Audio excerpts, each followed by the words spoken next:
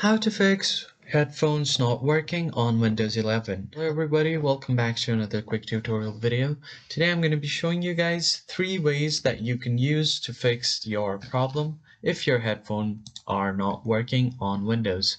But before we get started, make sure to hit the like, share and subscribe button and let's get started. So the first thing that you want to do is open up your laptop settings, and once your settings is open, head over to System. And from here, if you scroll down all the way, you will see About section here, and go ahead and click on Advanced System Settings. From here, you will open up this little dialog box right here. You just want to head over to Hardware and click on Device Installation Settings. So once this is open, if this is selected to yes, then you might want to select this to no, and then click on Save Changes. Once you do that, the second method that you can do is open up your services. So go ahead and click on here and open up your Run dialog box.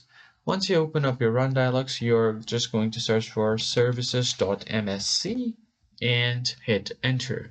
So once you open it, here you want to find performance log and alerts. So click on any one of these applications and search for performance logs and alerts. This one right here, right click on it, and from here you are going to click on properties. Now if the startup type is set to manual, make it automatic and then click on OK. Now once you set it to automatic, right click on it to start this application.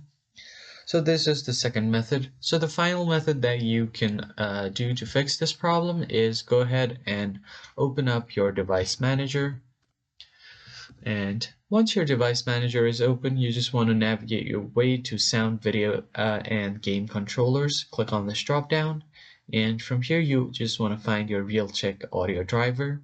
Right click on it to update the driver. So you can click on search automatically, and if it says the best driver for your device are already installed, then you're good to go.